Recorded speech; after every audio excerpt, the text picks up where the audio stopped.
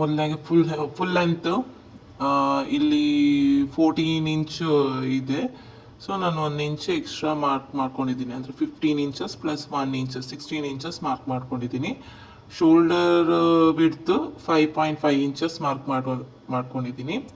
So shoulder down 6 inch mark ಮಾಡ್ಕೊಂಡಿದ್ದೀನಿ. ಅದಾದಮೇಲೆ chest 1/4 ಮಾಡ್ಕೋಬೇಕು. ನಿಮ್ಮ ಚೆಸ್ಟ್ ಎಷ್ಟಿದೆ ಅದನ್ನ 1/4 ಮಾಡಿಕೊಂಡು ಆ ಚೆಸ್ಟನ್ನು ಮಾರ್ಕ್ ಮಾಡಿ, ಅದಾದಮೇಲೆ 2 ಇಂಚಸ್ ಎಕ್ಸ್ಟ್ರಾ ಸೀಮ್ಗೋಸ್ಕರ 2 ಇಂಚಸ್ ಎಕ್ಸ್ಟ್ರಾ ಅನ್ನೋದು ಮಾರ್ಕ್ ಮಾಡ್ಕೋಬೇಕು. ಈಗ ನಂದು ಮೆಜರ್ಮೆಂಟ್ 8.5 ಇಂಚಸ್ ಬಂದಿದೆ. ಸೊ 2 ಇಂಚಸ್ ಎಕ್ಸ್ಟ್ರಾ ಮಾರ್ಕ್ ಮಾಡ್ಕೊಳ್ಳಿ. ಅದಾದಮೇಲೆ ವೇಸ್ಟ್ ರೌಂಡ್ ಎಷ್ಟಿದೆ ಅಂತ ನೋಡಿಕೊಂಡು ಅದನ್ನು 1/4 ಮಾಡ್ಕೊಳ್ಳಿ. ಆ 1/4 ಮಾಡಿದ್ದನ್ನು ಮಾರ್ಕ್ ಮಾಡ್ಕೊಳ್ಳಿ. ನನಗೆ 6.5 ಇಂಚಸ್ ಬಂದಿದೆ. ಅದಾದಮೇಲೆ 2 ಇಂಚಸ್ ಎಕ್ಸ್ಟ್ರಾ ಮಾರ್ಕ್ ಸೀಮ್ಗೆಗೋಸ್ಕರ ಎಕ್ಸ್ಟ್ರಾ ತಗೊಂಡಿದ್ದೀನಿ. ಅದಾದಮೇಲೆ 1 ಇಂಚ್ ಇನ್ನೊಂದು 1 ಇಂಚ್ ಎಕ್ಸ್ಟ್ರಾ ಮಾರ್ಕ್ ಮಾಡ್ಕೋಬೇಕು. ಅದು ಮೇಲ್ಗಡೆ ಬೇಕಾಗಿಲ್ಲ, ಕೆಳಗಡೆ ಮಾತ್ರ 1 ಇಂಚ್ ಎಕ್ಸ್ಟ್ರಾ ಮಾರ್ಕನ್ನು ಮಾಡ್ಕೊಳ್ಳಿ. ಅದಾದಮೇಲೆ ಜಾಯಿಂಟ್ ಮಾಡ್ಕೊಳ್ಳಿ. ಆರ್ಮ್ ಹೋಲ್ ಕರ್ವನ್ನು ನಾವು ಮಾರ್ಕ್ ಮಾಡ್ಕೊಳ್ಳಿ. ಅದೇ arm hole curve back side 1 inch curve ಮಾಡಬೇಕು.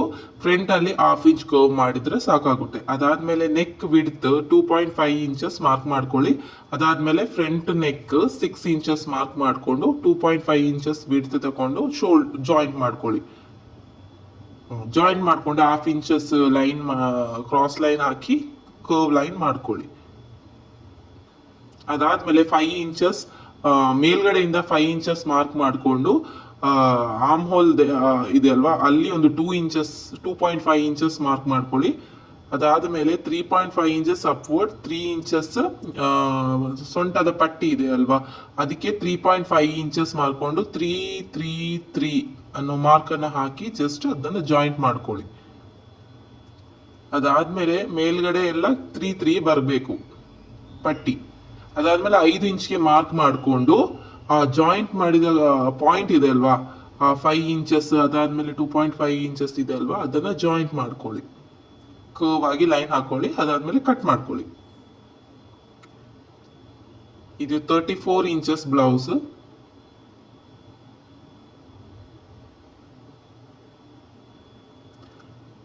ಆರ್ಮ್ ಹೋಲ್ ಆಗಿರಲ್ಲ, ಕಟ್ ಆಗೋದಾಗೆ ನೀಟಾಗಿ ಕಟ್ ಮಾಡ್ಕೊಳ್ಳಿ. ಫ್ರಂಟ್ ನೆಕ್ ಕರ್ವ್ ಅದನ್ನು ಕಟ್ ಮಾಡ್ಕೊಳ್ಳಿ. ಅದಾದಮೇಲೆ ಬೆಲ್ಟನ್ನು ಕೂಡ ಕಟ್ ಮಾಡ್ಕೊಳ್ಳಿ. ಈಗ ಕಟೋರಿ ಅದನ್ನು ಕಟ್ ಮಾಡಿ, ಆ ಕಟ್ ಮಾಡಿದ ಪೀಸ್ ಅದು ಬೇಡ, ಬಾಕಿ ಇರೋದನ್ನೆಲ್ಲ ನಾವು ಕಟ್ ಮಾಡಿ ಇಟ್ಕೊಳ್ಳೋಣ. ಅದಾದಮೇಲೆ ನಮ್ಮ ಕಟೋರಿ ಇದೆ ಅಲ್ವಾ, ಅದನ್ನು ನಾವು ಬೇರೆ ಒಂದು ಪೇಪರಲ್ಲಿ ಸಪರೇಟ್ ಆಗಿ ಮಾರ್ಕ್ ಮಾಡ್ಕೊಳ್ಳಿ. ಕ್ಲಿಯರ್ ಆಗಿ ಮಾರ್ಕ್ ಮಾಡಿಕೊಂಡು ಅದಾದ ಮೇಲೆ ನಾವು 1 ಇಂಚಸ್ ಎಕ್ಸ್ಟ್ರಾ ಮಾರ್ಕ್ ಮಾಡ್ಕೊಳ್ಳಿ. ಈ ಸೈಡ್ ಮೇಲ್ಗಡೆ ಒಂದು 1/2 ಇಂಚ್ ಮಾರ್ಕ್ ಮಾಡಿಕೊಂಡು ಅದಾದಮೇಲೆ ಅದನ್ನು ಮೇಲ್ಗಡೆಯಿಂದ ಕೆಳಗಕ್ಕೆ ಮೆಲ್ಲಗ 1/2 ಇಂಚಿಂದ 1 ಇಂಚ್ಗೆ ಜಾಯಿಂಟ್ ಮಾಡ್ಕೊಳ್ಳಿ. ಅದಾದ ಮೇಲೆ ಮಿಡ್ ಪಾಯಿಂಟ್ ತಗೊಳ್ಳಿ. 5 ಇಂಚಸ್ ಇದೆ ಅಲ್ವಾ, ಅಲ್ಲಿಂದ ಮಿಡ್ ಪಾಯಿಂಟ್ ತಗೊಳ್ಳಿ 2.5 ಇಂಚಸ್. ಅದಾದಮೇಲೆ ಕೆಳಗೆ 1.5 ಇಂಚಸ್ ಮಾರ್ಕ್ ಮಾಡಿಕೊಂಡು ಅದನ್ನು ಜಾಯಿಂಟ್ ಮಾಡ್ಕೊಳ್ಳಿ.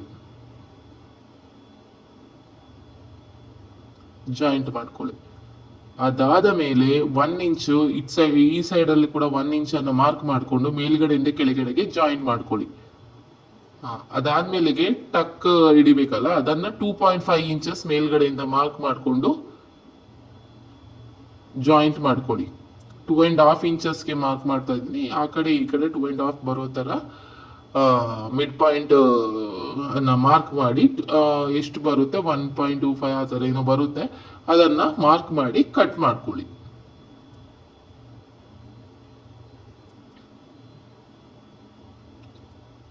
ನೀಟಾಗಿ ಕಟ್ ಮಾಡ್ಕೊಳ್ಳಿ. ಆ ಕಡೆ ಈ ಕಡೆ ಎಕ್ಸ್ಟ್ರಾ ಮಾರ್ಕ್ ಅನ್ನೋದು ಕಟ್ ಆಗದೆ ಇರುವ ಹಾಗೆ ನೀಟಾಗಿ ಕಟ್ ಮಾಡ್ಕೊಳ್ಳಿ. ಈಗ ಟಕ್ ಅನ್ನೋದು ಬಂದಿದೆ, ಇದನ್ನು ಇಲ್ಲಿಂದ ಫೋಲ್ಡ್ ಮಾಡಿಕೊಂಡು ನಾವು ಟಕ್ ಹಿಡಿದ್ರೆ ಕಪ್ ಥರ ಬರುತ್ತೆ ಕಟೋರಿ.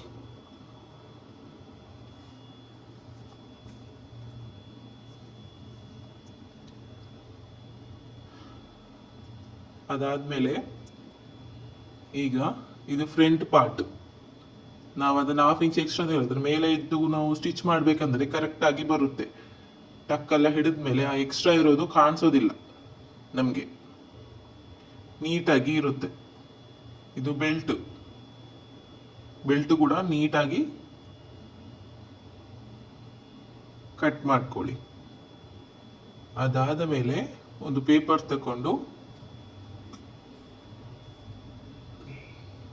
ಬ್ಯಾಕ್ ಪಾರ್ಟ್ ಮಾಡ್ಕೊಳ್ಳೋಣ.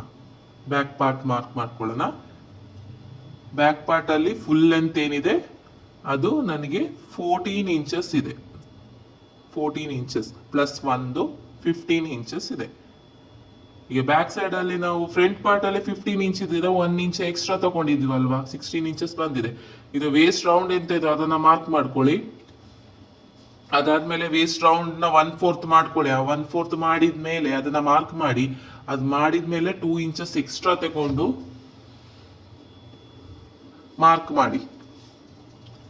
ವೇಸ್ಟ್ ರೌಂಡ್ 2.5 ಇಂಚಸ್ ಇಲ್ಲ 2 ಇಂಚಸ್ और 1 ಇಂಚ್ ಎಕ್ಸ್ಟ್ರಾ ಮಾರ್ಕ್ ಮಾಡಿ. ನಾವು ಫ್ರಂಟ್ ಅಲ್ಲಿ ಕೂಡ ತಗೊಂಡಿದ್ದೀವಲ್ವಾ, ಇದೇಮೋ 5.5 ಇಂಚಸ್ ಮಾರ್ಕ್ ಮಾಡಿ. ಬ್ಯಾಕ್ ಫ್ರಂಟ್ ಸೇಮ್ ಇರುತ್ತೆ. 2.5 inches back neck length, 10 inches back neck width length, neck width 3 inches ಬರುತ್ತೆ. ಮೇಲ್ಗಡೆ 2.5 ಇಂಚಸ್ ತಗೊಂಡ್ರೆ ಕೆಳಗೆ ನೆಕ್ ವಿಡ್ತ್ 3 ಇಂಚಸ್ ತಗೊಳ್ಬೇಕಾಗುತ್ತೆ. ಅದಾದ್ಮೇಲೆ arm hole down 6 inches. Chest ಎಷ್ಟಿದೆ ಅದನ್ನ 1/4 ಮಾರ್ಕ್ ಮಾಡ್ಕೊಳ್ಳಿ. 2 ಇಂಚಸ್ ಎಕ್ಸ್ಟ್ರಾ ಜಾಯಿಂಟ್ ಮಾಡ್ಕೊಳ್ಳಿ. ಈಗ 2 ಇಂಚಸ್ ಎಕ್ಸ್ಟ್ರಾ ಇರೋದನ್ನ ಜಾಯಿಂಟ್ ಮಾಡಿಕೊಂಡು ನೀಟಾಗಿ arm hole curve 1 inch mark ಮಾಡಿ ಆರ್ಮ್ ಹೋಲ್ ಕರ್ವ್ ಕೊಟ್ಕೊಳ್ಳಿ. ಅದಾದ್ಮೇಲೆ ಕಟ್ ಮಾಡ್ಕೊಳ್ಳಿ. ನೀಟಾಗಿ ಕಟ್ ಮಾಡಿಕೊಂಡು ಪೇಪರ್ ಕಟಿಂಗ್ ಎಷ್ಟು ಪರ್ಫೆಕ್ಟ್ ಆಗಿ ಬರುತ್ತೋ ನಾವು ಕ್ಲಾತ್ ಅಲ್ಲಿ ಕಟ್ ಮಾಡಬೇಕಾದ್ರೂ ಅದೇ ತರ ನೀಟಾಗಿ ಬರುತ್ತೆ. ಕ್ಲಾತ್ ಅಲ್ಲಿ ನೀಟಾಗಿ ಬಂದ್ರೆ ನಾವು ಸ್ಟಿಚಿಂಗ್ ಮಾಡುವಾಗ ಕೂಡ ಅದು ಫಿನಿಶಿಂಗ್ ಆಗಿ ಬರುತ್ತೆ. ಇನ್ನು ಸ್ಲೀವ್ ಕಟ್ ಮಾಡೋಣ. ಈಗ ನನ್ನ ಜೊತೆ ಅರ್ಧ ಶೀಟ್ ಇದೆ, ಅದರಲ್ಲಿ ಒಂದು ಸ್ಲೀವ್ ಕಟ್ ಮಾಡಿ ತೋರಿಸ್ತೇನೆ. ಆರ್ಮ್ ಹೋಲ್ ರೌಂಡ್ ಎಷ್ಟಿದೆ ಅಂತ ನೋಡ್ಕೊಳ್ಳಿ ಕಟ್ ಮಾಡಿದ್ರಲ್ಲಿ. ಅದಾದ್ಮೇಲೆ 10 ಇಂಚ್, ಸೊ 11 ಇದೆ. ಸೊ 3 ಇಂಚಸ್ 10 ಇಂಚ್ ಸ್ಲೀವ್ ಅಲ್ವಾ, 10 inch sleeve plus 1 inch 11 inches. 3 inches ಕೆಳಗೆ ಮಾರ್ಕ್ ಮಾಡ್ಕೊಳ್ಳಿ ಆರ್ಮ್ ಹೋಲ್ ಡೌನ್. ಅದಾದ್ಮೇಲೆ 3 ಇಂಚಸ್ಗೆ ಮೇಲ್ಗಡೆ ಜಾಯಿಂಟ್ ಮಾಡ್ಕೊಳ್ಳಿ. ಮಿಡ್ ಪಾಯಿಂಟ್ ತಗೊಳ್ಳಿ ಫಸ್ಟ್. ಅದಾದ್ಮೇಲೆ ಇನ್ನೊಂದು ಮಿಡ್ ಪಾಯಿಂಟ್ ತಗೊಳ್ಳಿ. ಮಿಡ್ ಪಾಯಿಂಟ್ ಇಂದ ಇನ್ನೊಂದು ಮಿಡ್ ಪಾಯಿಂಟ್ ಮೇಲ್ಗಡೆ ಸೈಡ್ಗೆ ತಗೊಳ್ಳಿ. ಅದಾದ್ಮೇಲೆ 1/2 ಇಂಚ್ ಕೆಳಗೆ 1/2 ಇಂಚ್ ಮೇಲ್ಗಡೆ ಮಾರ್ಕ್ ಮಾಡಿಕೊಂಡು ಒಂದು ಕರ್ವ್ ಲೈನ್ ಹಾಕೊಳ್ಳಿ. ಅದಾದ್ಮೇಲೆ ಮಿಡ್ ಪಾಯಿಂಟ್ ಇಂದ ಒಂದು curve line front curve line ಅಲ್ಲಿ ಮಾರ್ಕ್ ಮಾಡ್ಕೊಳ್ಳಿ. ಸ್ಲೀವ್ ಲೆಂತ್ ಮಾರ್ಕ್ ಮಾಡ್ಕೊಂಡು ಆದ್ಮೇಲೆ ಜಾಯಿಂಟ್ ಮಾಡ್ಕೊಳ್ಳಿ. ಜಾಯಿಂಟ್ ಮಾಡಿ ಆದ್ಮೇಲೆ ಸ್ಲೀವ್ ರೌಂಡ್ ಎಷ್ಟಿದೆ ನಿಮ್ದು ಅದನ್ನ ಮಾರ್ಕ್ ಮಾಡಿ. ಸ್ಲೀವ್ ರೌಂಡ್ ಎಷ್ಟಿದೆ ಮಾರ್ಕ್ ಮಾಡಿದ ಮೇಲೆ 2 ಇಂಚಸ್ ಎಕ್ಸ್ಟ್ರಾ ತಗೊಂಡು 2 ಇಂಚಸ್ ಮಾರ್ಕ್ ಮಾಡ್ಕೊಳ್ಳಿ. ಅದಾದ್ಮೇಲೆ ಜಾಯಿಂಟ್ ಮಾಡ್ಕೊಳ್ಳಿ. ನೀಟಾಗಿ ಜಾಯಿಂಟ್ ಮಾಡ್ಕೊಳ್ಳಿ. ಕಟ್ ಮಾಡಿ. ಇವಾಗ ನೀಟಾಗಿ ಕಟ್ ಮಾಡ್ಕೊಳ್ಳಿ. ಇದು ಕ್ಲಾತ್ ಅಲ್ಲಿ ಕಟ್ ಮಾಡ್ಬೇಕಂದ್ರೆ ಏನು ಅಂತ ಗೊತ್ತಾ, ಆ ಫ್ರಂಟ್ ಆರ್ಮ್ ಹೋಲ್ ಕರ್ವ್ ಅನ್ನ ಮುಂದೆ ಕಟ್ ಮಾಡ್ಬಿಡಿ. ಎಲ್ಲಾನು ಲೈನಿಂಗ್ ಎಲ್ಲ ಅಟ್ಯಾಚ್ ಆದ್ಮೇಲೆ ಎರಡು ಫ್ರಂಟ್ ಪಾರ್ಟ್ ಕರೆಕ್ಟ್ ಆಗಿ ಇದೆಯಾ ಅಂತ ನೋಡಿ ಕಟ್